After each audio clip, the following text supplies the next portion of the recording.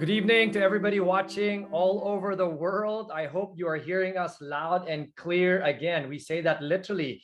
Good evening, good morning, good afternoon to wherever you are watching from all over the world. We are so glad you joined us today. And as we get started, we have a poll for you because we want to find out who it is that's engaging us. Maybe you want to say hi to everybody as we wait for this poll to pop up. Yes. Hi. I mean, this has been our 5th one, so this is pretty personal for us already. Yes, and I'm very excited. So please, let's pop open the poll for everybody watching all over the world so we can get to know you and kind of engage you in this topic of transformational leadership. Big words.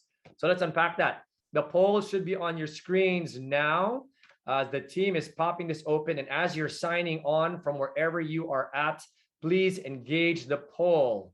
All right, so you should be seeing some questions on your screens right about now. There it is. We go. There it is. Fantastic. I was wondering if we're gonna have to make up. It's transformational. You know, these even the technology is transformational, right? It continues to evolve. So there it is. Have you heard of transformational leadership? Awesome. We're seeing so many people start engaging that. Please key in your answers. We're seeing it literally aggregate as you're answering that. The second question is, have you heard of servant leadership? And the third is, would you like to be a transformational leader for your family, even in the way you understand that? And we'll unpack that with our guests today. You have 3 options: yes, no, not sure. So what I'm seeing so far, honey, so in the first question, as people are signing on from wherever they are in the world, we're seeing that many people have heard of it. Most people. Most people, yeah. Although there is about 20% or so that have not heard about it. There's a good 15% that is uncertain about what that means. So we'll unpack that. Servant leadership is a lot more popular or more known. There's about 80% of you guys that are saying, yes, we know servant leader, and then a split between no and not sure so far from everybody that's putting in their answers here. And then the most encouraging response, which is why people are on this call. How many percent of the people want to be a transformation leader, babe? Go ahead, read it. 94%. Great. You're in the right webinar. That's great. Yes. And if any of you are school folks, you know, having 90+% is an A. So that's awesome. Good job. So we'll give you a little bit more time as we're doing this. Again, as you are signing on, we're seeing the numbers continue to increase from wherever you are, whichever platform. Welcome to this global webinar. We are so excited to have you here. We'd love for you to please answer the poll that you guys are seeing on your screens so that we might get to know once again and get a pulse of, have you heard of transformational leadership? Have you heard of servant leadership? And would you like to be a transformational leader, which is our main focus in this webinar today? Well, awesome. So we're seeing that the numbers are stabilizing. And as it does, many folks have heard about this. So that's great news. We'll get some fresh perspective, or maybe even allow it to go a little deeper, right? As we talk to our expert panel. So as we're doing this and engaging everybody in this poll, babe, let's talk a little bit about it. Well, I think let's define it a little. Like, what is your impression of what it means to be a transformational leader? Right. So I got to see the videos of this amazing event that just happened, the Leadership 360 event in Singapore, or LS360. And it's going to be talked about a little bit more. And what I gathered, what I like about the term transformational leadership in the workplace, particularly, is how there's 2 types. You can be a transactional leader where you just follow me because I'm your boss, right? And you just get your job done. Or you can be a transformational leader where that person is transformed in the nature of the word, and they become better because of the influence and the impact I make on that particular person's life. So I like that. And I think that's a good starting point, you know, and we'll hear more conversations about that. Let's bring it to the home, honey. How is the word or the term transformation leadership, in your opinion, important? Well, I asked you for permission to share this. And I think when you were a younger father, you were more of a transactional dad. That's a new transactional dad. Right. And I think it really took our kids identifying and sitting down with us, and even me, and telling us, you know what, mom and dad, we really would appreciate it if you could improve on these areas. And I realized that what it takes to be a transformational leader at home is that you really have to lead by example. And it's good to ask our kids, how can we improve? And they tell us, right? They tell us, well, Dad, you can be more consistent in this area. Some are more vocal than others. Being more even tempered. And then for me, guilty. They shared some things as well. And so I think like what did they share about you? Me also patient while I'm homeschooling, right? And so I think that's part of it. It's modeling the values and the principles that we want our children to espouse, and then making sure we're consistent and humble to listen to correction. I love those words, modeling, humility, and we're going to hear a lot more from our amazing panel. We're so excited. So wherever you guys are watching from around the world, this is our 5th run. And we haven't done this before, so our team will be a little bit surprised. But to all of you that are watching, wherever you are, can you please just do a shout out of appreciation for the team that is putting this together for all of you. It is for free and it is for you, but there are people tirelessly working behind the scenes. So wherever you are, can you just chat and say, we appreciate you? You can say it even in your own language, because there are people and folks from all over the world who are also helping engage all of you. So can you please just do that and appreciate them as we go on with this 5th run of the FH360 or Family Health 360. And as we're doing that, let's get started. All right. So guys, as you're chatting wherever you are, let's get started. I want to remind everybody watching wherever you are that we will be videoing this whole webinar. And the good news is you will receive a link to this webinar and the speaker's notes after the event. But even as you feel led to, you can screenshot notes, you can screenshot the faces, some of those awkward moments. If you want to do that as well, feel free to do that at any time. But most important, because this is for you, and as you're getting comfortable chatting away in whichever platform, please put your questions on the chat boxes in the platform you are using. I'll say that again. Please put your questions on the chat boxes in the platform you are using. We have a team that will then look at that, feed it to us as the moderators, and then we will feed it to our guests at the appropriate time. We cannot promise to answer all of the questions, but our promise is to answer as many as we can in the short time we have with you. Okay, and let's just give an introduction of Family First Global. So Family First Global is the host for today's amazing webinar, and it exists to strengthen fathers, mothers, marriages, and families around the world. And they partner with like-minded organizations to help men and women become better spouses and parents in the context of traditional marriage and family. And the Family First Global national chapters from the Philippines, Indonesia, Singapore, Pakistan, Japan, and Myanmar are also proud co-hosts of today's event. So a truly global. Yes, webinar. And if you're zooming in from any of these member nations, please do not hesitate to contact them to help you build a stronger family. Awesome. And as you're doing that, we want to just thank everybody for filling in the poll results. I think we're about done with that poll. So let me tell you now about this series, Family Health 360. We've said a little bit about that. Is a webinar series that's happening right now for all of you around the world. It is here to journey with you through the waves of uncertainty and prepare you for the challenges ahead. There have been 4 parts. Part 1 was held back in January, called Navigating Your Family Through the Pandemic. Part 2 was in March, Preparing Your Family for Economic Challenges. Part 3 was in May, Raising a Resilient Generation in a Fragile World. And part 4, the most recent, was back in July, Becoming the Father, something close to my heart you always aspired to be. And you've improved since then. Oh, I wasn't expecting that. Thank you, honey. Thank you. I think we can end the webinar. I think I've done my, no, we've been impacted. Hey, guys, the good news is you can look at these different webinars, go to the website. You might be able to check that out and learn from them, even if it's done. But today, this month's Family Health 360 webinar is the 5th, and we're pleased to invite panelists from what I mentioned earlier, that leadership summit, the successful event that happened in Singapore very recently. The acronym for that was the LS360. So you'll hear that for those who didn't attend it, you'll hear that quite a bit, where they discuss the importance of leadership at home, at work, which we talked about a little bit, and in the community. So what does it mean to be a transformational leader in a changing world?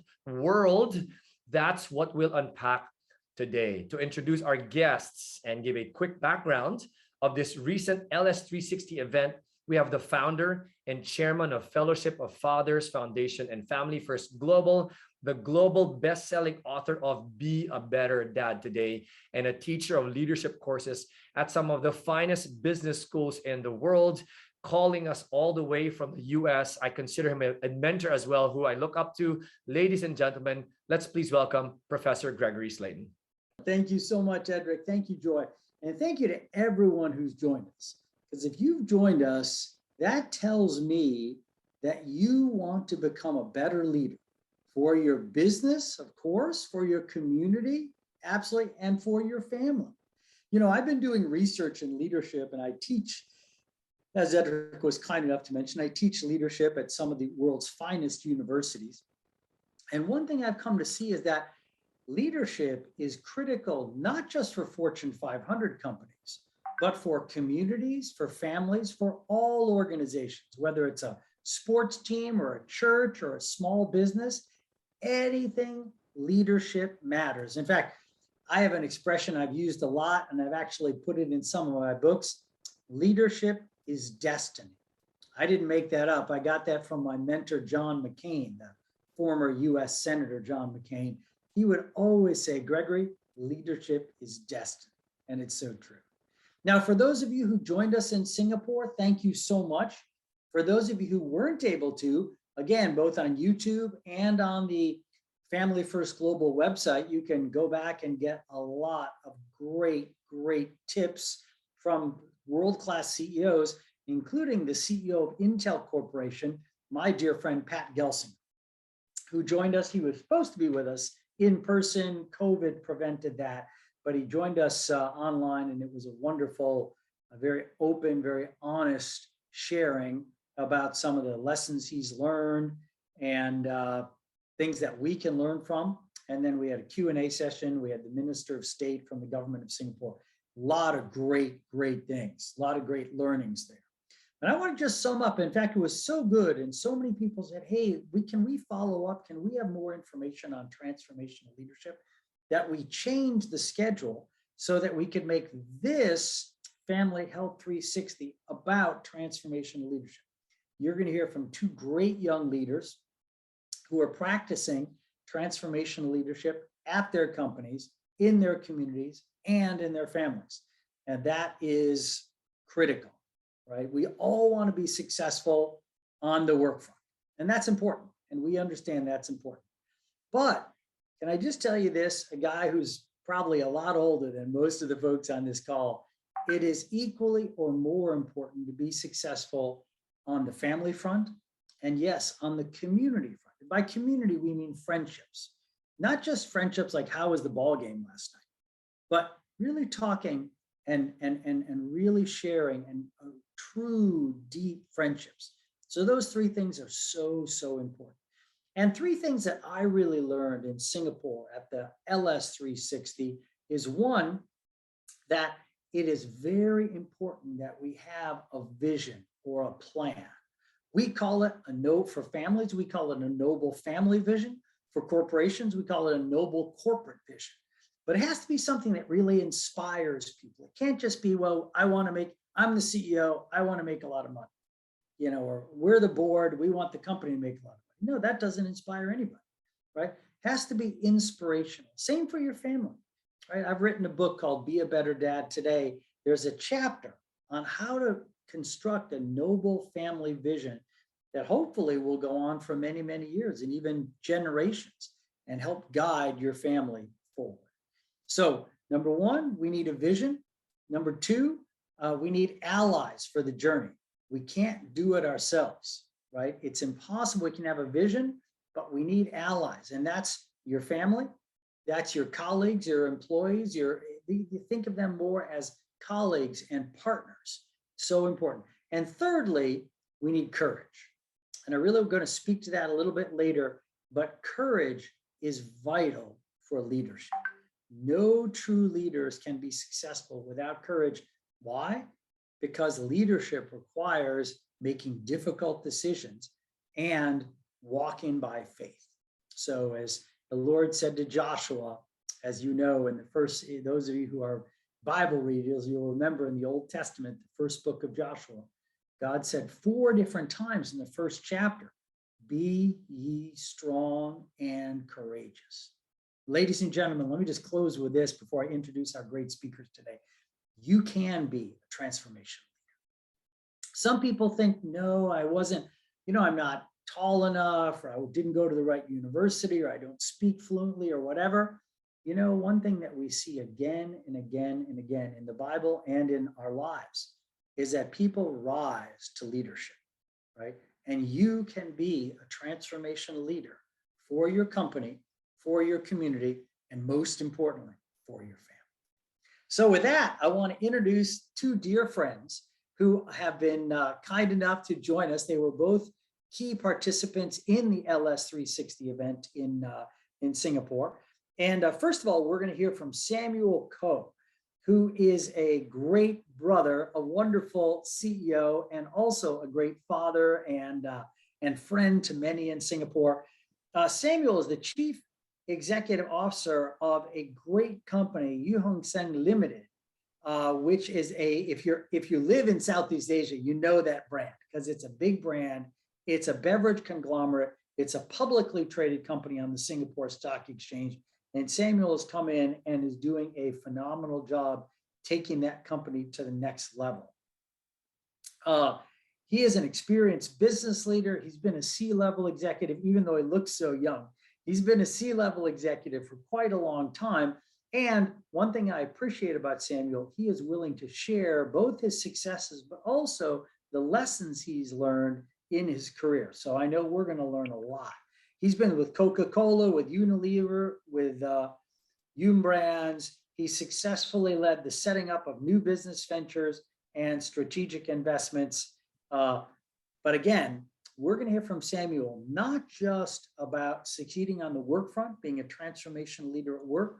We're going to hear from him about being a transformational leader on the home front and for the community front as well. And I'm excited. I've got my phone. I'm going to learn a lot. Please be sure that you write down the things you learn, because we do these seminars, not for ourselves. We do these webinars so that it can be a blessing to all of us, right? I can learn a lot. You can learn a lot. So again, we're just thrilled you're here. Samuel, I'm so thankful that you're here. Now, Edric and Joyce, do I throw it over to Samuel or do I introduce Christian now? You can introduce Christian now. Okay, good. Well, it's great because Samuel and Christian are two very close friends and dear partners in so many ways. Christian, although he's lived in Singapore for 20 years, was actually born in Switzerland. And with a name like Henniger, you have an idea that he is of some type of German descent. Christian is one of those amazing guys who's both a successful CEO, but also a co-pastor of one of Singapore's larger churches, which is amazing. Plus, he's got a family. So I really appreciate Christian joining us, in his spare time, which I think he has about, no minutes a day of spare time. But Christian is the CEO of a large and well-respected company in Singapore called TC Acoustic. Before he was there, he founded his own company, was the Singapore distributor of Maasai Barefoot Technology, and which is a brand from Switzerland. But he married a Singapore girl and moved to Singapore. They have a couple of kids. He mentioned that they're Chinese, even though they're Chinese Caucasian, they are convinced that they are Singaporean Chinese, which is fun. One of the things I appreciate about Christian, he has a couple of mottos that are not just mottos, they're reality for his business. People above profits, that's number one, and relationships above revenue. Now think about that. People above profits, relationships above revenue. Those are things that are easy to say, but very difficult to do. But the truth is, Christian does it, and he makes sure that the people in his company are consistent in that. And I think that's one of the reasons that they have been voted the best customer service company in all of Singapore, ahead of brands like Apple and Hyatt and others. The best customer service company in all of Singapore. That's pretty outstanding. He's also, TC Acoustic, his company, has also been ranked number 2 in the 2021 Singapore Best Workplaces, bestest places to work. So like Samuel, Christian's got a lot of great wisdom, a lot of great experience. And like Samuel, he's not just an outstanding leader on the work front, he's also a great community leader and most importantly, a great family. So now I think Eric and Joy, I turn it over to Samuel. We're going to learn a lot from him. We're going to learn a lot from Christian, and we're going to come back for some Q&A. So Edric and Joy, over to you and Samuel. Thank you, Professor Slayton. Thank you for that amazing introduction and really setting the stage as far as Leadership 360 in Singapore and kind of that platform in which we will jump off from today. As we do that, quick reminder to everybody, once again, as you're joining us, we're seeing the numbers kick up and many people are joining here and on the other platforms. Please key in your questions in the platforms you are using because this webinar is for you. That's right, baby. So please key them in. And as you're putting in your questions on those chat boxes, what we're also going to remind everybody of is that webinar or that whole event we talked about, the Leadership 360 in Singapore. I'm getting news from our team that actually says it is now on YouTube. So the link will be sent. You'll see it in your platforms and you guys can access that, I believe, so that you might be able to benefit from it as well. So having said that, honey, how are we going to set our conversation up with both Samuel and Christian? I think one of the great things about these webinars is we try to make it very personal for the audience. And we've heard your credentials, Samuel and Christian, but can you guys humanize yourselves a little more for the audience and give us some more personal information that beyond your credentials that would allow the audience to really see who you guys are? We can start with Samuel first. Samuel, yeah. Great. Thank you. Hi, everyone. I'm Sam. Very happy to be here. I just want to say that, it just feels like coming back to the family. And that's kind of how I think I hope to position today's, sharing is coming to the family, to share about myself. And that's one. Second of all, I'm here to learn as well. Absolutely here to learn. I mean, I just hearing about what Professor Greg talked about, Christian's motto, that inspires me already. People above profit, relationship above revenue. So a bit about myself. I'm Singaporean Chinese, and I have a family of. Yeah, you have it. Thank you. No, the one on the left from my screen basically is that's my family. My dad. I'm the middle one, a small boy there, with a cheeky look. Still cheeky, a bit older but still cheeky. And that's my mom and that's my younger brother. So we come from a fairly humble background. My back in those days, conditions were pretty rough. And my dad actually, he couldn't complete his primary school education. So he started working when he was 10. And my mom didn't complete her studies as well. She started working, I think, right about when she was 12 or 13. So those were the conditions that we live in. But, thank God, through their hard work, through the overall improvement in the conditions in Singapore, when it came to my generation, we were able to pretty much study and not worry about financial needs. And my parents, my dad started his own business. Since he didn't have much education, starting business is probably a good idea. He did fairly well up to a certain point. Then he passed away, and we then sold the business. So that's my family. That's my younger brother, who's an architect right now. In the middle photo, you see this my immediate family, if you like, or my wife Celine and my two kids Isaac and Estelle. We took this when we were in Beijing because earlier in introduction talks about me working in some of the multinational companies. One of them is Coca-Cola, and I work in Beijing, China for a period of time, Shanghai, Hong Kong, Thailand, and this is taken in Beijing. And basically, this is a photo of Celine's birthday. I had a special surprise birthday planned for her. It was so difficult to pull off. Women have sixth sense, guys. This is true. She knew it. She pretended out of the kindness of her heart that she was surprised, but she knew it all along. Anyway, lovely family. My son and daughter, they are twins. They were born in Thailand, actually. So we are very blessed to have them. Poor kids though. We live in 6 cities over the span of 11 years. So they pretty much were moving along. So we were very happy to settle back in Singapore. So I moved back to Singapore right about just before COVID, end of 2019. to join a local company called Yoast. Is based in Singapore with regional presence. And part of the reason I returned was because I wanted to come back to help a Singapore corporation. So that was that. And on the rightmost, basically that's my team. I suggested let's go to Mount Kinabalu, which is kind of a fairly high mountain in this part of the world. Very untrained team, completely untrained, but we have that gung-ho-ness, and we live and we crawl and we made our way back eventually. So that was with my team, and basically we want to scale greater heights together as a team. So hopefully that gives you a sense of who I am. But last but not least, I'm a Christian, and I've been very blessed that every step of the way I've been watched over. Situations might be tough, but I always been able to pull through. So thank God for that. Over to you.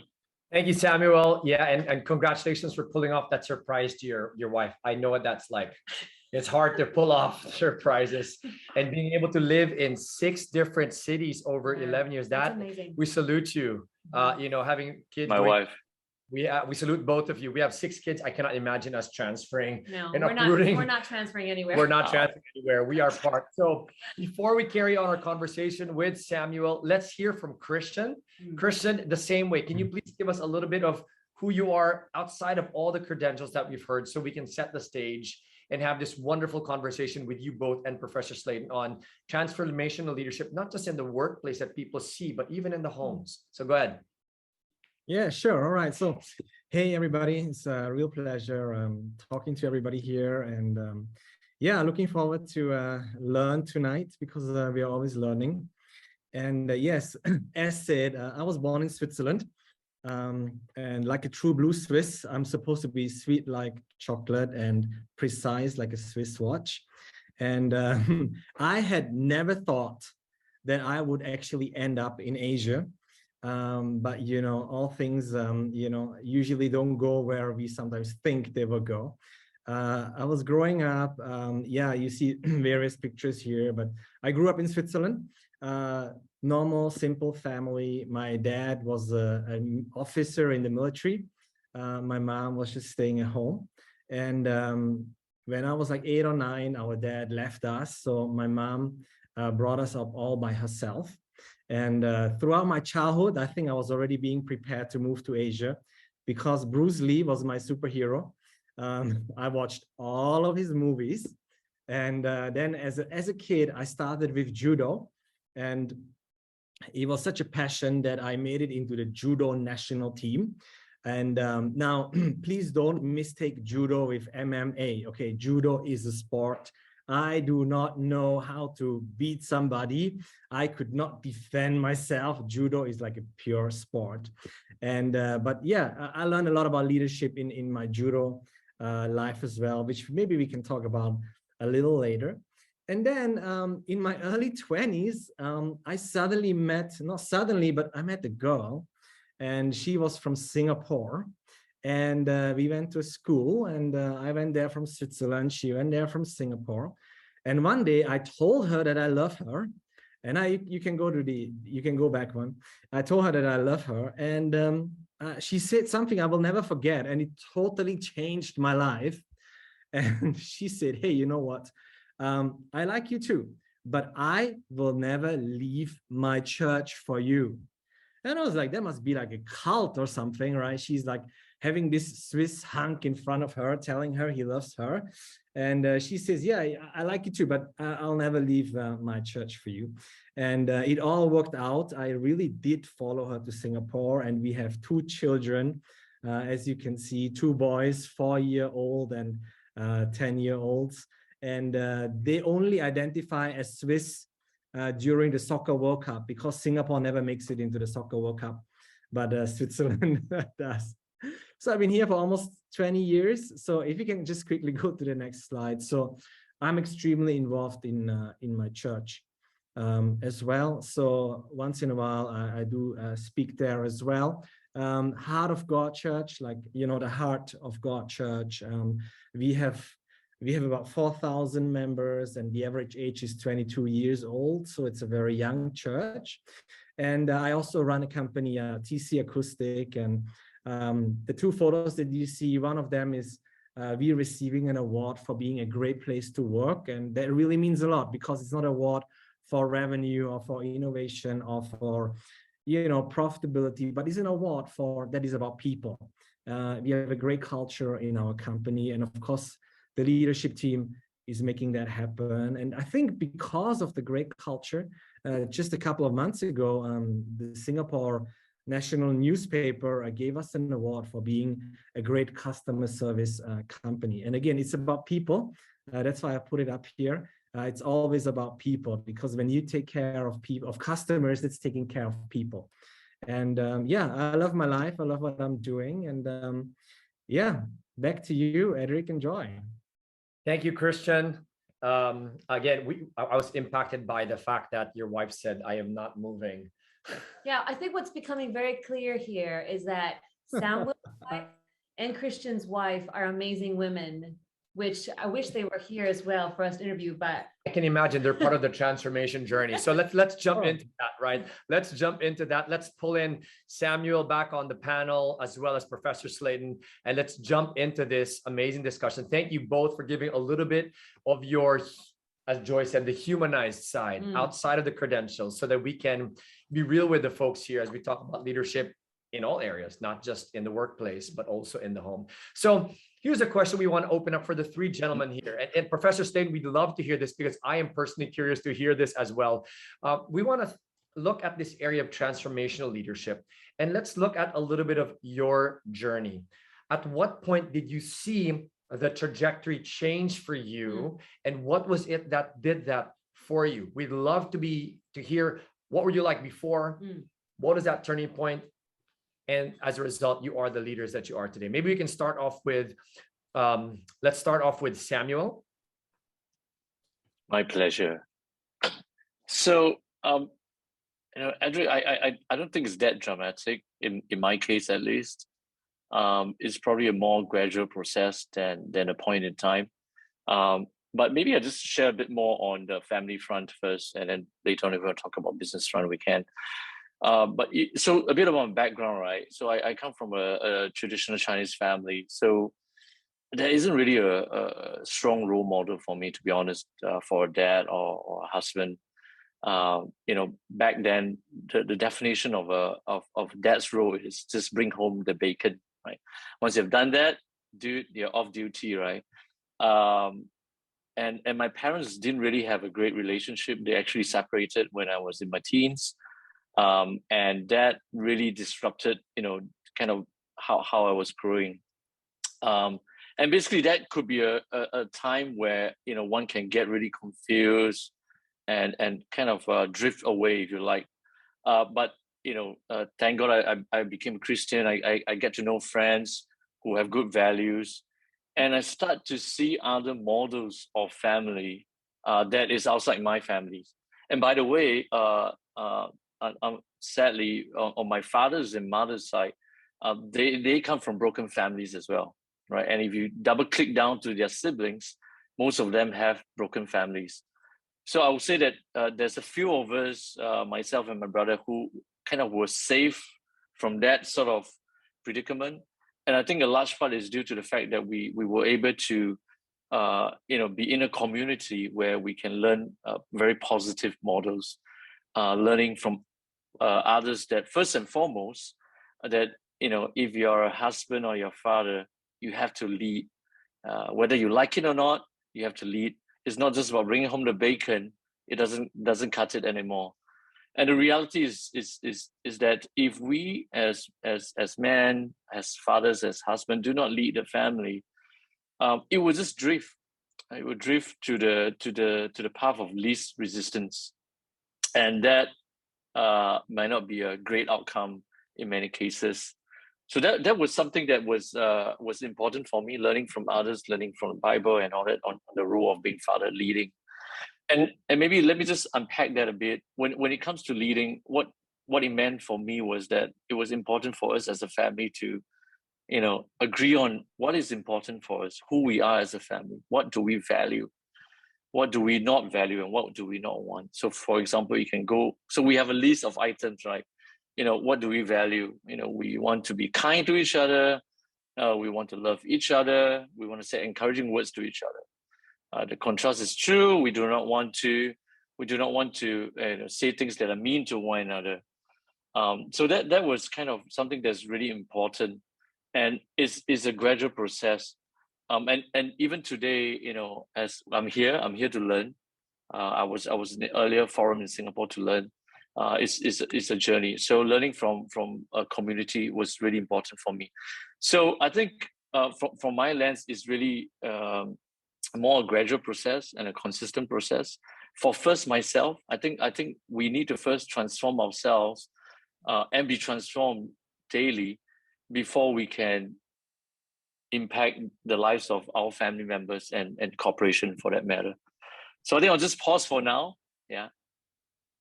Thank you, Samuel. I like that. You said that the turn for you, even if your family was very different, was the fact that you were surrounded by people who then could become a positive influence, and you started establishing those values. Yeah. I think that's super encouraging, right? Because a lot of us, we make excuses when we feel like we've come from broken homes or we haven't had good mentors, and we feel like I'm not going to turn out to be a good leader because nobody actually led me. But you represent people who, you represent a person who's gone through that, and yet you're such a successful leader now. So I think it's encouraging for all of us that all of us have hope, right? So maybe we can go to Christian. Yeah, go ahead, Christian. And before we do that, once again, a reminder to all the folks that are watching all over the world, please send in your questions, whatever platform you're using, because this webinar is for free. That's right. For you. It's for you. That's right. So go ahead, Christian. Let's hear about your story. So at what point can you say that this was the old Christian and then something changed in the way you led and you became more of this transformation leader? What was that for you? What were you like, so that we might understand a little bit better? Well, very similar to Samuel. I don't think that there's one point that I can really say, this is where I changed, or this is where I transformed. I would definitely say there's one point in my life, obviously, that was, I would consider it a little more traumatic, when suddenly one day my mom sat us down and she was saying, hey, look, your dad has left. And there was like, I was like 9 years old. And yeah, even though I'm 42, I can remember that moment, like, it was like, when you go there, you remember how it felt. And I felt lost. I felt a bit of rejected, or a lot of rejected. And I would say, yeah, then from then onwards, sometimes you only know the value of something before you have it or after you lose it. So before you have it or after you lose it, that's when you know the value of something, right? And then that's really when our family went through many difficulties. And there was just one woman there, and that was my mom, and she is still a very strong Christian, and she just stood there leading and being that protector. And now I did not appreciate it enough when I was younger, but now when I have my own family and when I take care of other families in my church, I just see how much she has influenced me.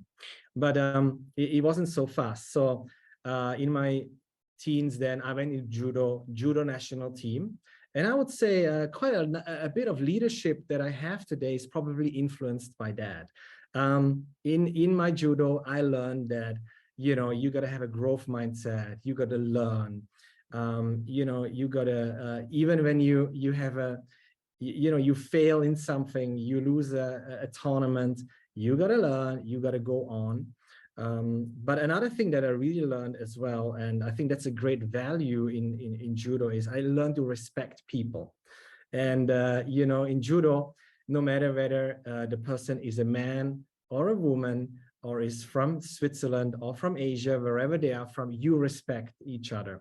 And I think that was very valuable. But then the shocking thing was really when my wife said, hey, I got to know her, and she said, I'm not going to leave my church for you. So I followed her, right? And then I met Heart of God Church. I met my pastors, and I was absolutely shocked. They were both two very successful corporate people. One of them had the family had a very successful business. The other one was a journalist in the national newspaper. And they started this church, and it was for youth. And I was really challenged. And I learned that, you know, life is not about winning medals. Life is not about, you know, getting ahead for ourselves, but life is really about others. And one thing they always say is, you know, what is really precious is what money cannot buy and death cannot take. What money cannot buy and death cannot take. And I'm very grateful that I learned this at a very young age, that, wow, I'm not going to run for success. I'm not going to run for whatever, Olympics or money, but I'm going to run for stuff that money cannot buy, that death cannot take. And it really challenged me in my leadership. And I think the two of them, they were my two pastors, right? They started Heart of God Church together. They're both the senior pastors. That I would say that was that encounter with them, being brought here by my wife, but then having the encounter with them, that was super transformational. And then now I'm running a company, and you know, the value system, the values that we push, that we embrace in our company is very similar to the church. So that's kind of my journey. And thank you, Christian. You know, I took away two things. You want to say something, babe?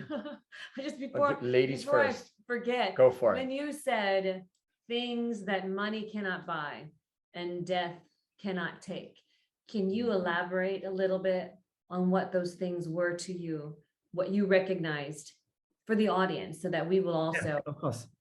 Well, of course, I would consider relationships, family, character, reputation, you know, building something for others, like investing your life into other people, investing your life into, for myself, into my church. These are the things that I believe death cannot take, because I believe there is more to life than what we experience right now here. Thank you, Christian. you. Yeah. So the quick things I want to remind everybody of, once again, is please send your questions in. We're getting a couple of them already. We're going to go through that. But also, Christian, I like how you modeled for many folks here how, as good parents, part of transformational leadership is giving our children opportunities to develop things. You said for yourself that judo or sports or martial arts is a good venue. And this is something that we've even covered in previous webinars for all the parents here. Because of the influence of digital, it's so important to bring them back to these analog activities, if you will, sports, martial arts, because they build so much character and they help create transformation even in our children, as we're hearing from folks like Christian. And on a side funny note, you loved Bruce Lee. Have you met my wife's father? He looks like Bruce Lee, and he loves Bruce Lee as well. So we'll try and see if we can do that on the back. And in the meantime, Okay. I'd love to hear from you now. Share with us, and I'm eager to hear your journey as well. At what point did you find your leadership also change? Was there a series of things? Was there a defining moment? Go ahead, please. Well, thank you so much. And thanks, Samuel. And thanks, Christian. I find myself making notes here. And again, I want to encourage everyone who's with us, try to make some notes, try to get a few things out of this, right? That you say, wow, that's important. And here's one thing I see that Samuel and Christian and I have something very important, but very difficult in common. We were all abandoned either by death or by abandonment by our fathers. And my father took it to another level. I was fairly young, and he was a very unstable guy, not a good man. And he wrote my brothers and myself a letter, and he mimeographed it and sent one to each of us. And he said, boys, I'm leaving. I never want to hear from you again. I never want to see you again. I never want to have anything to do with you again for the rest of my life. Think about that for a minute. I'm 13 years old, right? What do you do? And I'm the oldest, right? I'm the guy who's responsible. So what do you do with that, right? So I mention that because, ladies and gentlemen, the truth is all of us, without exception, have either had or are having or will have some very difficult experiences in life. That's reality. That's reality. So I want to encourage you because you can get through those things. Now, what happened for me, strange thing. I lived in Long Island, New York, a Chinese family, not Chinese American, Chinese from Taiwan, moved into my town. They had a son my age. We became best friends. I started to spend more and more time at the Changs. They gave me my first Bible. They took me to church. I learned to love Chinese food and anyway, a lot of stuff. But that's how I became a believer. Right? And that, to your question, Edric, that is the biggest change for me. Because before, the family I was born into, it was all about me. Right? What's better for me? How can I make more money? How can I have more toys? How can I have more prestige or whatever it is? And that's who I was. I mean, I was on my way to Harvard Law School and all this stuff. And I became a Christian at Dartmouth College. And I did very, very well and all that. But the whole perspective changed. All of a sudden, I realized life is not about me, right?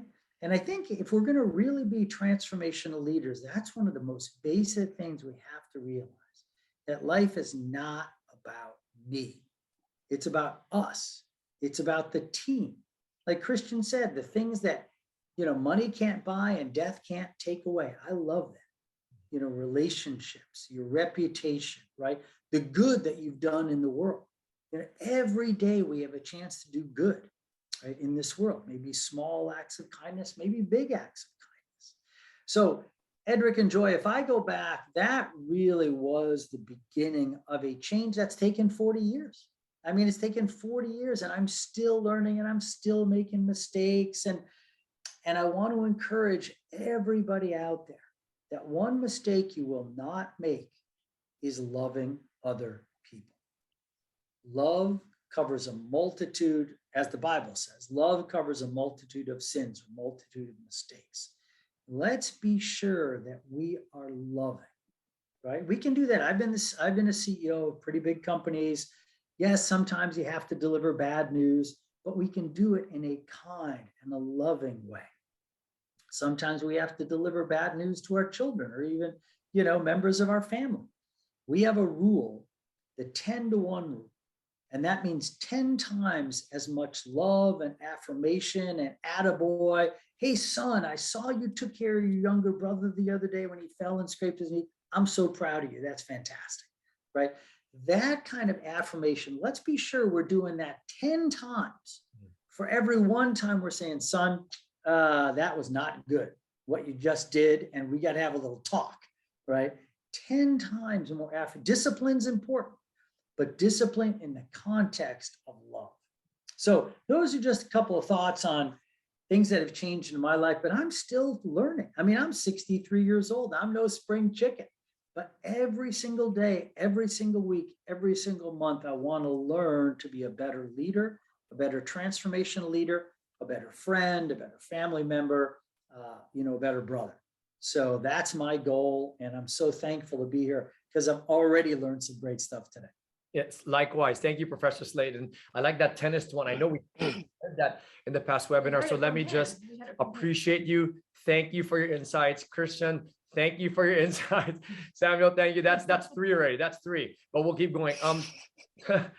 There's a lot of questions that are now coming, which is fantastic. Let me move to the next point of our conversation before we open up with the questions from so many folks here. I'd like to ask, all of you were part of that amazing event called the LS 360. And maybe you can share one of the highlights, one of the lessons for you all as you learned from various other leaders there from that event. Maybe what impacted you? Maybe we can start with Samuel and we'll make our circle again. Go ahead. Yeah, that was my first time joining the event, and I'm very thankful to Gregory for inviting me to participate in that. I was part of the planning team as well. So actually, to be honest, the whole planning process was a learning for me already. Seeing how various leaders come together, regardless of their titles, all humbly listening to Brother Greg, assigning tasks to them, but all of them humbly working together as a team. That was servant leadership at play full blown, no egos, no nothing. Everybody was just kind of coming in to serve together. So basically, the build up alone was a learning for me. And during the summit, I think there are two other things. One was basically the keynote speaker, Pat Gelsinger. He couldn't be there in person, but he was there virtually, and everything that he said resonated with me. Right?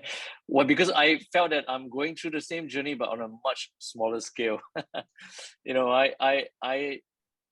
from the industry. He was from the industry. He returned to Intel. I joined a company that is in the midst of a turnaround, and there's so much that we have to do. Bringing people on board, bringing the board on board, bringing the organization on board, building the team around it, strategy setting, and all that, and pressing on when the going gets tough, because the going gets tough when you are trying to do something of that magnitude.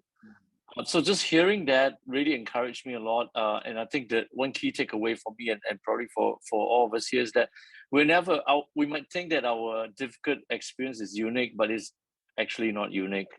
We need to step out of it. There's someone in a corner that is going through the same thing or has gone through the same thing that can come alongside you, or to share, if they've done it before, what you can do. And it was just such a blessing for me to learn that someone like him going through similar things, but he's just pressing on, relying on God, and being very vulnerable. I think one of the things that he was very vulnerable, right? He would say, look, when I joined the company, stock price was X, now it's Z. You don't see people talking about that, right? Especially in corporate America, you just bash, and so he's very different type of leader. So I learned a lot, and I was very blessed by that. The other one is actually something that I learned was from Gregory. It was pretty interesting how he was able to bring people together to do this thing. Because I've been reflecting, my wife Celine joined the event, and we're just thinking, how did he pull different people from different walks for a common goal?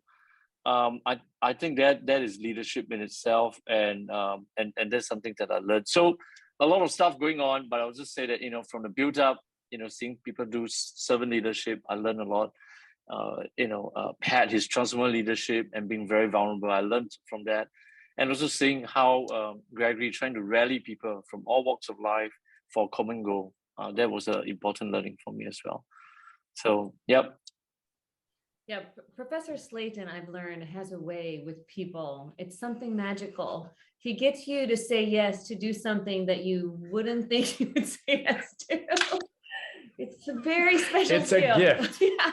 I think it's a 10-to-1 rule. It's really powerful. The 10-to-1 rule is very powerful. I just want to say that so far, what I'm so blessed by is just you guys' humility. Each one of you displays an uncommon humility as leaders. And I think that's super encouraging. And I think that's part of what makes you guys really effective, that willingness to learn, that willingness to be other-centered and love others, and not just think about yourselves. But let's segue now to Christian. Maybe you can add your own insights.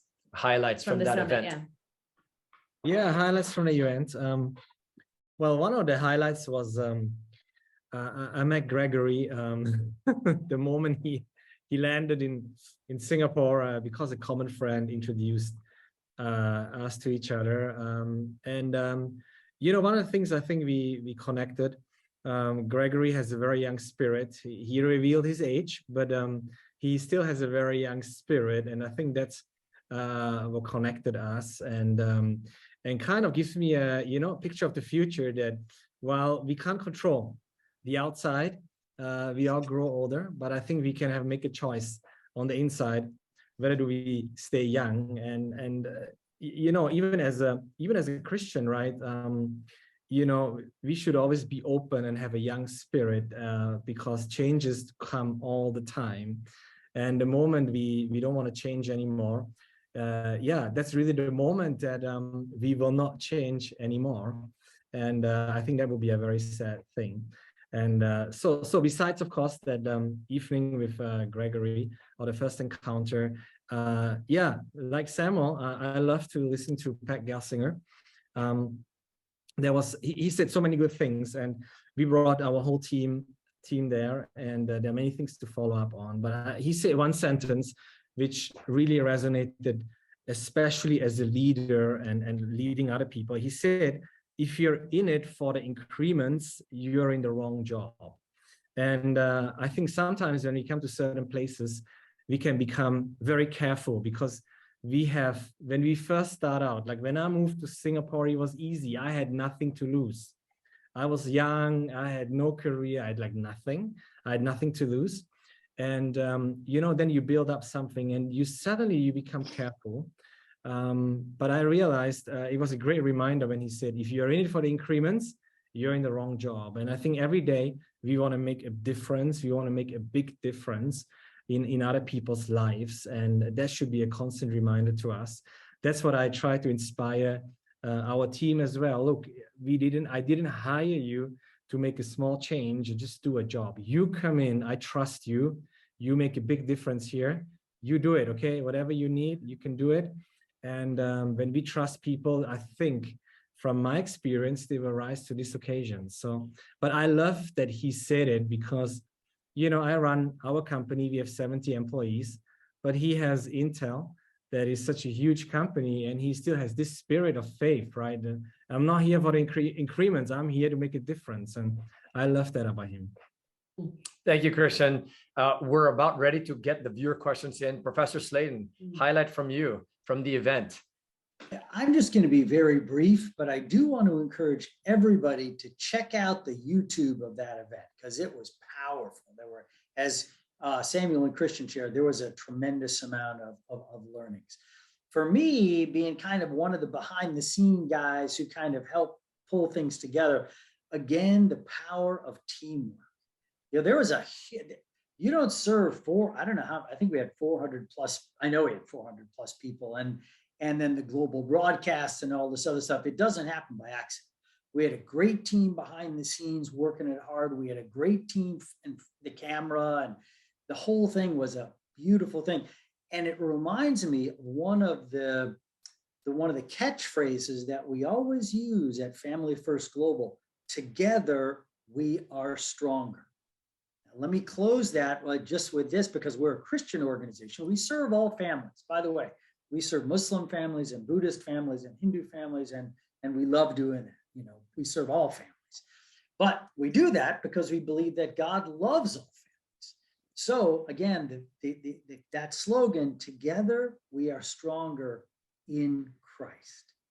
And that's so important. As transformational leaders, it's not just about me. In fact, it's not about me at all. It's about us. And I want my closest friends and my closest partners to have that attitude also. Because it can really be a disaster if one person says it's all about us and the other person says it's all about me. That can be a big problem. So it's all about us. And of course, we look to the ultimate transformational leader, who in my mind was Jesus. Right? Jesus was the ultimate transformational leader. He arrived in the world with absolutely nothing. And here we are 2,000 years later, and he's transformed my heart and so many people. So I love being part of it. I was a small part of it. It's kind of what you guys said, but it was the team that did it. It was a great effort, and teamwork makes the dream work. Thank you. Okay, I think we're going to go to questions from the audience now, and I want to frame this, connecting it to some of the things you guys have said. All of you mentioned values, and there's a question here, a super good one, important one. The question is, how do you pass on those values, especially to the younger generation, right? Who are bombarded constantly by all kinds of values from media, from the internet. So how do you now, as leaders, pass on the values that you want them to espouse? How do you do that effectively? Thank you. Especially to the younger generation. Yeah, and anybody can answer at this point. Yeah. That's from Ivy Lee. Thank you, Ivy Lee. Christian, you might want to jump in here, because you also, you're at a church where there are a lot of young people. Mm-hmm. So what have you found to be effective at passing on important values? Yes. So I think, okay. So one thing that is very important is that relationship always goes before teaching something or imparting something. And I think especially for young people, you know, they are bombarded, yes, like you said, with social media and everything. But I know that the young generation now, they believe in being real. They want something authentic. There is even a new app called Be Real. Doesn't allow filters, doesn't allow anything. You know, you're just supposed to take a photo in the moment, right? And that's because the young generation, they want something real and authentic. And so build a relationship with them first. In my church, you know, we allowed a 10-year-old to serve in the photography ministry, holding a $2,000 camera, and he's 10 years old. And when you do that, that's when they feel validated. That's when they feel important. That's when they realize that I can do something with my life. But they realize that we trust them first. And after they get trust and they catch a vision of what can be in their life, that is when we can start imparting our values. And of course, how we impart them, these values, is very important. The style of telling them what to do, it doesn't work anymore today. Nobody will do what you tell them to do, but people will do what they see you do. So after you have this relationship, after you have believed in them, after you've given them an opportunity to feel important, and then they see you do what you do in your life, and you explain it to them, that is really how you impart values. And that's how I do it with my kids. The most important for us with my kids is relationship. And how I build the relationship, it really depends, because my older one is very different from my younger one. My older one is all about competition and is all about who is the strongest, fastest. And he always must do push-up challenge with me. The younger one is very different. He loves to cook and he loves to eat. So we connect. But then after we connect, he will ask me about, hey, I read this in the newspaper. What do you think about this? And then I explain to him what I think about it, what I think the Bible says about it. And then he will understand. And we do this all the time. Or he says, he comes home upset, then he said, this happened in the school. And, you know, what does he feel? I let him explain what he feels about it. And I tell him what I feel about it. Or I tell him, you know, a story from my life on how I would have reacted in a situation like that. So imparting values to the next generation, it really is all about building relationship first, living it out, believing in them. And that has worked so far. Thank you. I'm so touched by that, because I'm thinking about our own kids. And in fact, I read a book some time ago where it said, you know, people will, it actually says children will give their hearts to whom they are attached to. And you talked about the importance of building a relationship. So whether that's with colleagues or people in your organization or your children, we can't influence people whose hearts we don't have. So thanks for sharing that, and thanks for reminding us. And I think you wanted to field something to Yeah. Samuel. So Samuel, here's a question. Let's bring it to the workplace. This question is from Facebook. The gentleman or the person messaging says, I lost my passion and drive at home and work. How do I even pass to become a good leader when I'm experiencing, and you may have heard this term that's really becoming popular now, quiet quitting, right? So can you speak to that a little bit? To this person who wants to be a leader, wants transformation, but is losing his or her drive in passion for work? Thanks. This is a very deep question. First of all, I just want to acknowledge that different during the seasons of our life, there'll be at certain points where we would struggle a bit more on this notion of lacking drive and passion. So I just want whoever that was asking this question to understand that this is not a unique experience. Sometimes it happens because we are burnout. You could be working real hard and you feel burnout and you lose the drive and the passion. Sometimes it's probably, you know, the environment has changed and you find that actually the fit with you is no longer there. And if this is not addressed, you find yourself losing the drive and passion. And you know, so I just want to say, first of all, you know, don't feel bad about it, acknowledge it. Self-awareness is very, very important. So first thing, acknowledge it, which is what you are doing right now. Second of all, we need to find ways to pull ourselves out of it. The fact that you're asking this question signals that actually you have this desire, this passion, this drive to get out of it. I do not know about your unique circumstances or your circumstances, but I will offer a few items of my mind. One is that you need to assess, in what you want to do. First of all, in the general direction of your life. Let me just say this out very clearly. Sometimes when people are a bit younger, they might have a very different vision of the future versus someone who has kids and all that. Priorities change. Let me just give you my personal example so that you identify. I returned to Singapore because I'm tired of moving cities after cities after cities. Obviously, I have many calls. Do you want to move out of cities to take on another role? It's not that I don't have the drive or the passion anymore, but I'm just putting it as a lower priority vis-a-vis my family, and I'm making a deliberate choice to put that. So now, because the big picture is clear for me, I made the decision with that clarity. Therefore, I know that whatever I'm doing right now is for a greater purpose. I will need to do my best in this current role. So hopefully that speaks to you on the general direction. And I think then it's very important to assess your current situation, and don't assess it just yourself. Find a couple of people that you can talk to. Sometimes your wife will tell you what you don't want to hear, but maybe what you need to hear. And sometimes a few colleagues, if you can find some, that can give you some perspective. Some of them might be quite perceptive and tell you maybe this is not for you, and you probably need to change.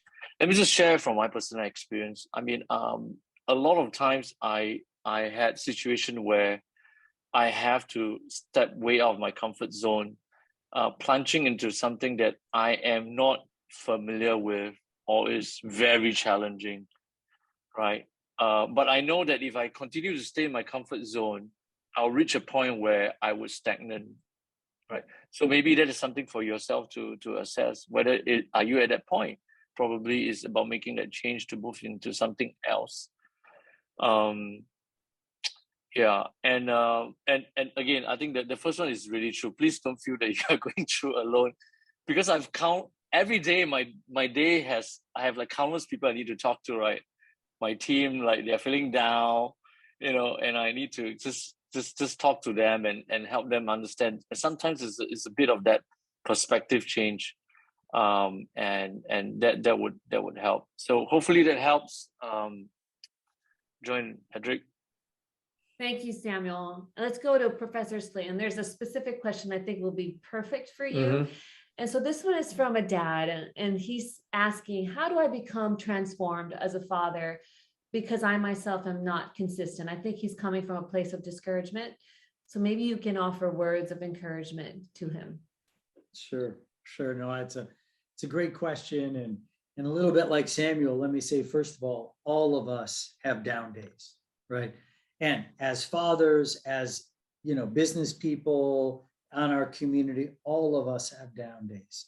But the question is, how do I become more consistent? I think the first thing is to understand that fatherhood is the most important job any of us are ever going to have. I've had the great honor of being a U.S. ambassador, an Ivy League professor, and a CEO of some pretty decent sized companies, right? Those are pretty good jobs. All of them ended, right? All of our jobs, formal positions are going to end. But our most important job, and that's being a mom or a dad, it doesn't end. In fact, if you do a good job, you get a promotion, grandma, granddad, So it's important for us to realize, and this is only something I've realized maybe in the last 10 or 15 years, that it's really important, not just for my family, not just for my kids, but for me personally, to put some effort into being a dad. Now, I don't want to pitch my own deal, but I do have that book out there, Be a Better Dad Today. We'd be happy to send you one. You can get one if you're interested. There's other great books too. But I think it's what Samuel said, don't do things, we really can't be successful in life alone.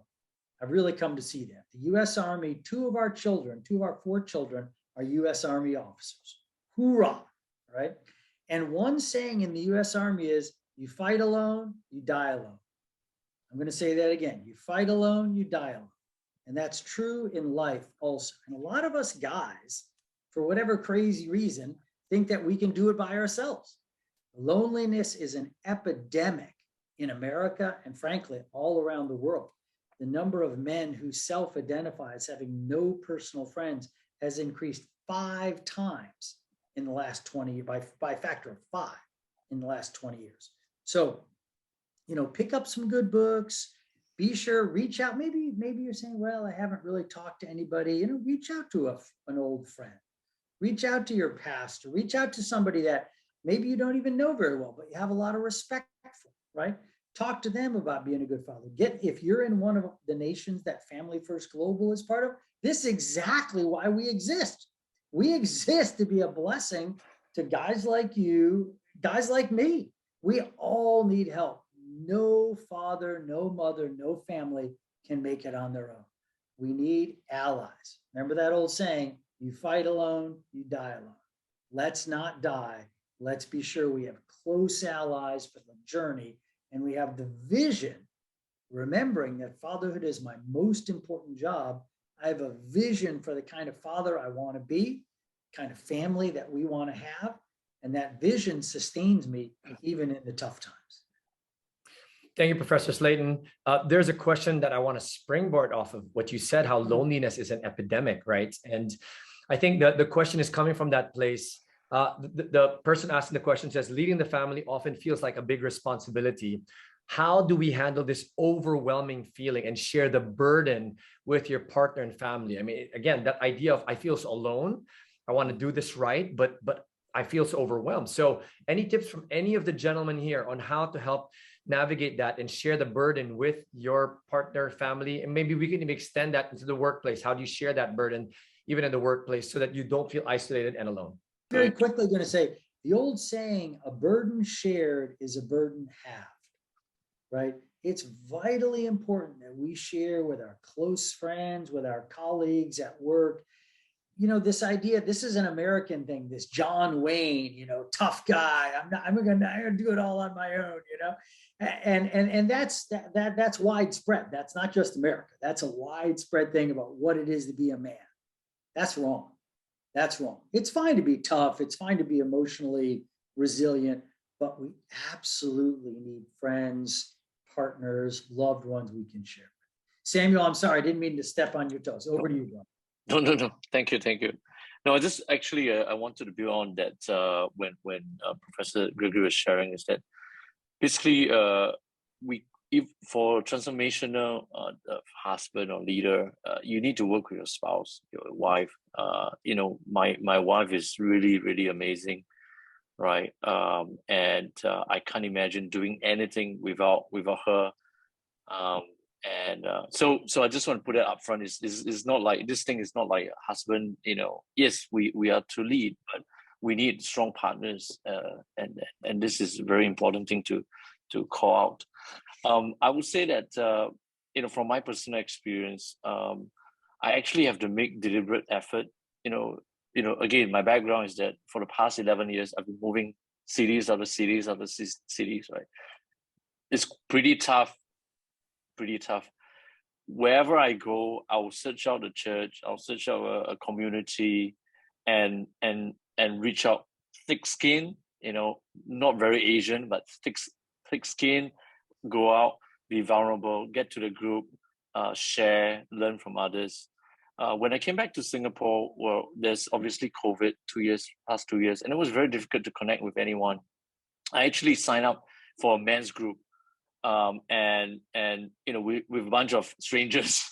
It's pretty weird, but we were all kind of joining this men's group because we wanted some support and all that. And I love it. In my group, we have folks from all walks of life, a prison warden, someone who is jobless, someone who is a DJ, whatever not, right? We are just very, very different. But what we share in common is that we all need support and need help, and very thick skin about it. And I must say that, after 2 years, I stopped attending that because I felt that my season with that group is over. Now I have my own cell group in the church, which is providing the same support. So I think, that is really important. And obviously some old time friends that have seen you through pretty rough times, those people would help as well. Yeah. Christian, let's hear you. I mean, how do you manage making sure you don't feel isolated, alone? I mean, as a judo guy, I can imagine there might be a little bit of distance. I'm just kidding. But is there anything you can give as advice? I mean, how do you do it in the workplace? How do you do it in your family, where this burden of being the right leader can feel actually lonely sometimes? Yeah, I think especially guys. We always in our company, we always believe that everything is done through a team, leadership team, and I think that the great thing about the team that we have is that it's not just professional, but we are vulnerable to each other. And I think every person, you will need to find a group of people that you can be vulnerable to, so that you can share how it's going. And we are all different. So there are seasons where I'm great, and maybe Samuel and Gregory are not so great. So I can be there for them. And there are seasons where, I'm not so good and they are great. And I think that the key thing is to connect. And I think the one thing that pandemic did or tried to do is to disconnect us, because we couldn't go out. We cannot talk to people. Everything is through Zoom, which is nice, but so I would say, hey, go out there and find somebody trustworthy, connect, make good relationships. And like Gregory said, we can't do this alone. Even though judo, I was fighting alone, but I'm convinced that it's so much better to do it together with a team. Thank you, Christian. I want to flip the conversation for all of you a little bit and ask the question, what if you're living with, in the home, someone who's not a good leader? Or what if you're in the corporate space and let's say the people that are working, listening to this are like, well, my boss is horrible. It's not a transformational leader at all, right? He's the opposite of that. He's a destroying leader, right? So how would you encourage people like that? How can they influence that environment or the people who's supposed to be leading that aren't leading in this way that we've all painted? Anybody can jump in. Well, I think we probably all had those experiences. I know I have. At my age, you can't avoid, that type of situation. And I think that's where transformational leadership really shines. The truth is, people want to work for transformational leaders. People want to work for leaders with a noble vision, with good, strong character, right? With real allies and with courage. And bad leaders, let me just go back to Intel, right? Pat, I've known him for many, many years, and we are very close friends. He was taken by Intel out of a community college in Pennsylvania. They found him. He's a genius. And he worked there for like 18 years. His mentor, Andy Grove, who's the founder of Intel, left the company. And very shortly thereafter, Pat was forced out of the company. Let me tell you, super, super difficult. However, unfortunately, the 3 or 4 leaders post Andy were not transformation leaders. And I don't want to criticize anybody, right? But Intel stock price, the whole thing has been very difficult. What the board realized is that we need a transformational leader. This transactional thing is not working. They reached out to Pat. They basically apologized and said, hey, we're sorry for what happened before. We want you back. And Pat's now the CEO. So to anyone who's in that situation, yes, it takes faith. Yes, it takes courage. Yes, it takes, consistency. But in the day, great leadership is in desperate need. And if you're working for someone who is not that, just keep going, keep being a great leader. Maybe there'll be an opportunity outside your current situation, outside your current company, maybe within the current company, right? but keep moving forward. And on the home front, the truth is all of us need to be better leaders. But let me say this, and that's moms and dads. Guys, I want to talk to you. You are the leader of your family. I don't want to hear it's my dad's fault. Look, you maybe didn't have a good dad. I guarantee you, he wasn't any worse than my father. I guarantee you. Okay. No matter what, we are the leaders of our family, and we have to be transformational, loving, kind, servant leaders for our families. Well, very quickly, I mean, it really depends, right? I'm not sure about your situation, but ultimately, sometimes when we look at somebody and we think, oh, this is not a good leader, or he's not a good boss. Sometimes when you ask the boss, he will say, hey, but this guy is not a good staff, because we also believe that a good staff makes a good boss. A bad staff makes a bad boss. So sometimes what I like to say or like to do is time reveals everything. If you don't know what's the character of a person, wait, because time will reveal everything. And sometimes it's just that we are in this season and we think everybody else is at fault, but actually what is needed is that we change our character. So we stay in here. We work on our character. We always work on our character. And time will tell. If our boss is really a bad leader, hey, somebody's going to remove him, because time will always bring out everything. And bad leadership will not last forever, but people with character, they will last forever. So just hang in there. And I know it's tough sometimes, but hey, tough times make tough people. I love that. Tough times make tough people. And we talked about resilience, right? Professor Slater in past webinars. That's a large part of what can help you get through if in case this is something happening to you. Samuel, do you want to jump in before we go to our final questions? Yeah, sure. Thanks. I think there are two choices that we can always make, right? One is that you can always change your boss, right? You have to decide for yourself whether you want to exercise that option. If you opt not to exercise that option, then option 2 will be your choice that you are inevitably making, which is you have to change yourself.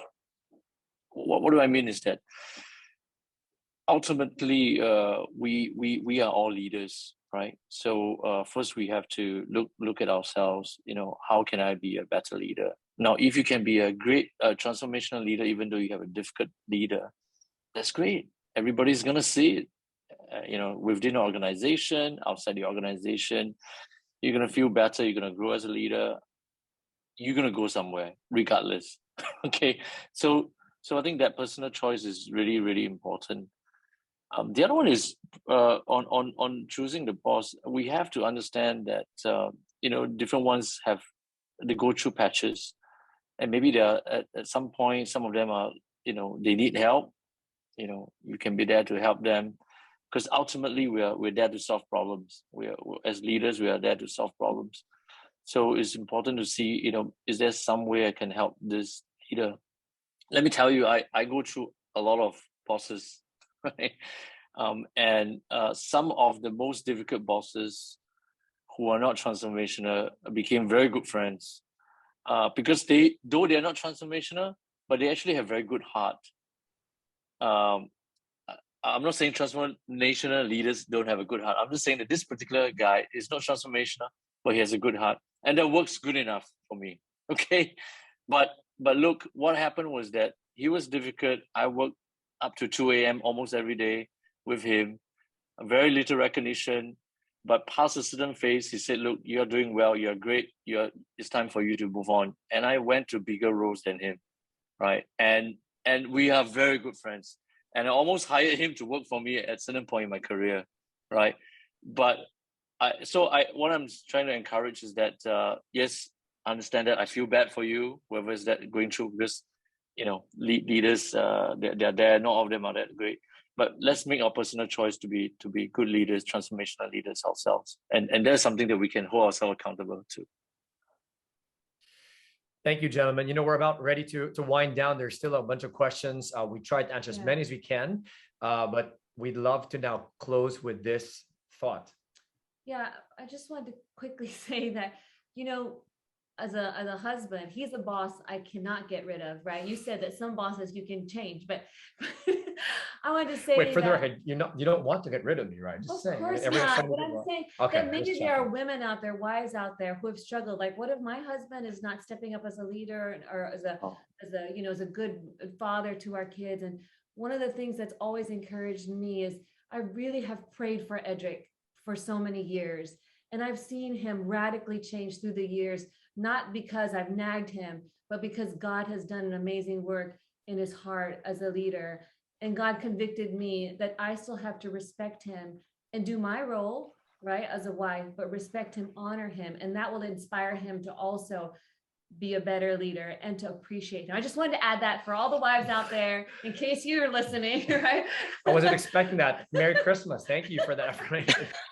All right. Early Christmas. let's- So here's the final question. Let's go to the last question, right? The last question is, if you guys could be a mentor to your younger selves, what would you tell yourself to change or to improve on so that you could have maybe fast tracked to become the leader that you are today? What would you tell your younger selves if you were a mentor to your younger self? Sorry, parting question for That's you a all. parting question. So maybe we can start off with, I see them looking very deeply. So to everyone listening, they were not prepared for this question, which is amazing. So let's go. Christian, maybe we can start off with you. Judo, top tackle with this question. Go ahead. One of the things that one quote or one mindset that I love about my pastor, Pastor Hao, he always says, don't just pass down valuables, but values. Don't just pass down money, but mission. So I would say to my younger self, instead of trying to be high performance all the time, of trying to be your best self all the time, reach out for values, reach out for mission, because those are the things that really count. Those are the things that are transformational. I can transform, I can have the fittest body, I can have the most productive life, but ultimately it's the values and the mission that are the most important in our lives. And that's what I would tell my slightly younger self. Thank you, Christian, and reminding us that it's slightly younger self only. Samuel, please.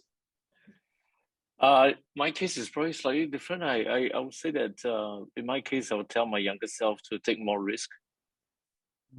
I think, like what I mentioned, come from a traditional family and all that, Singaporean.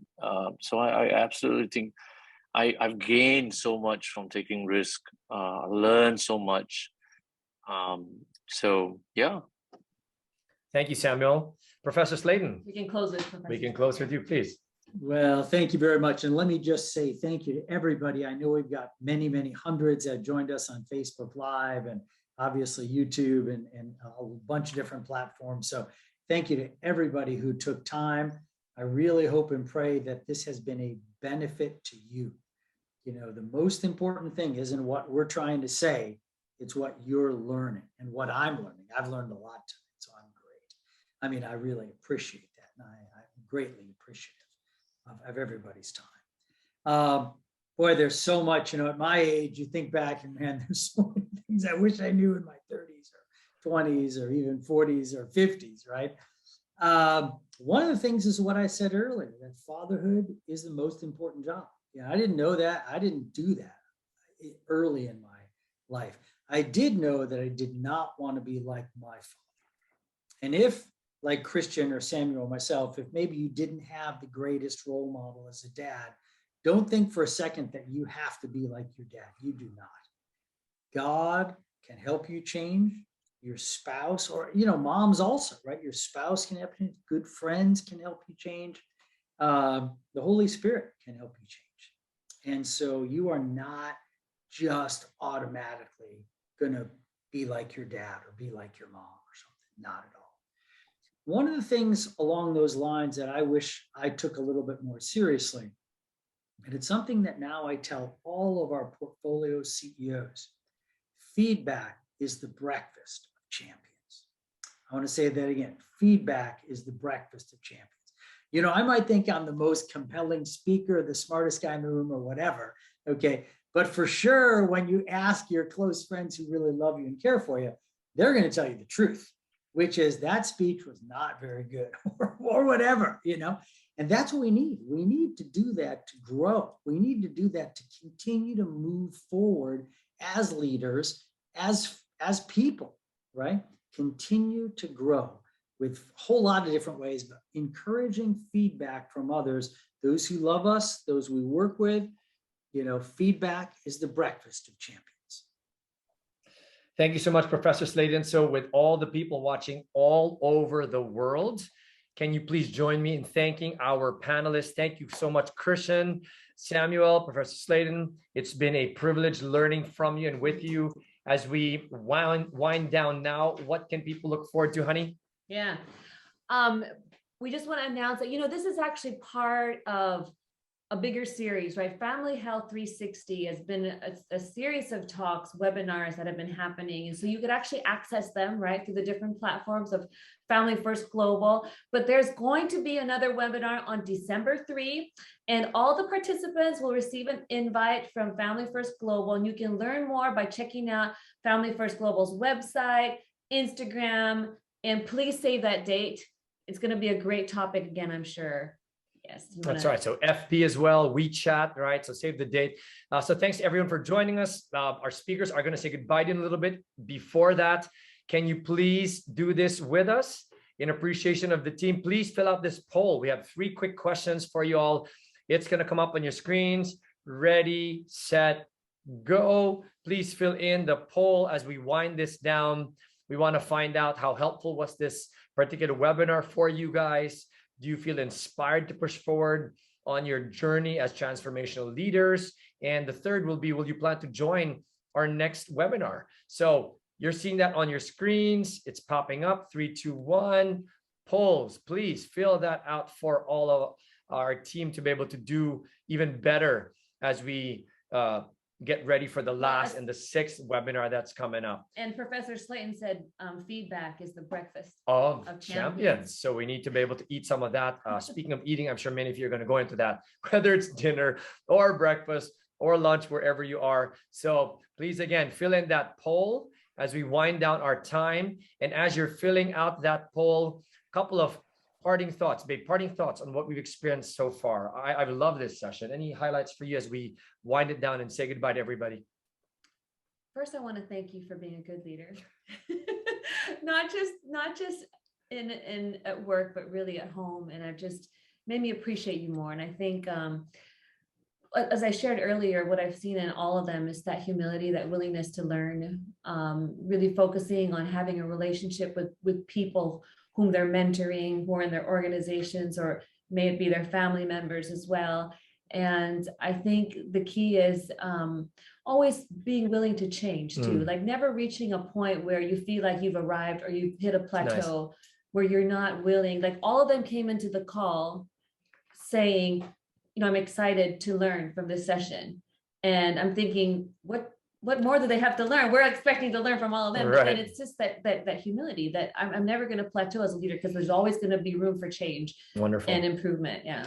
Wonderful. And we want to encourage everybody. One of the things that I also gathered and got from that Leadership 360 in Singapore is that everyone is actually a leader. Why? Because everyone has an opportunity to influence somebody. So wherever you're watching this from, whether it's live or on demand, remember that you too can be a transformational leader. So that is our encouragement to all of you. So on that note, let's invite our transformational leaders back on. Professor Slayton, thank you so much again for being here. Samuel and Christian, please join us as we wave goodbye to everybody, to all of the folks all over the world. Thank you for joining us. God bless you. We hope you had a great time. Fill in that poll, and we will see you back in the December webinar. So feel free to unmute and say your thanks to our panelists, to our team.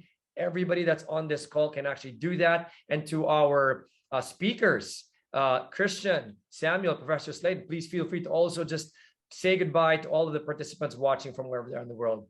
So let's do that together. 3, 2, 1, go. Bye, everybody.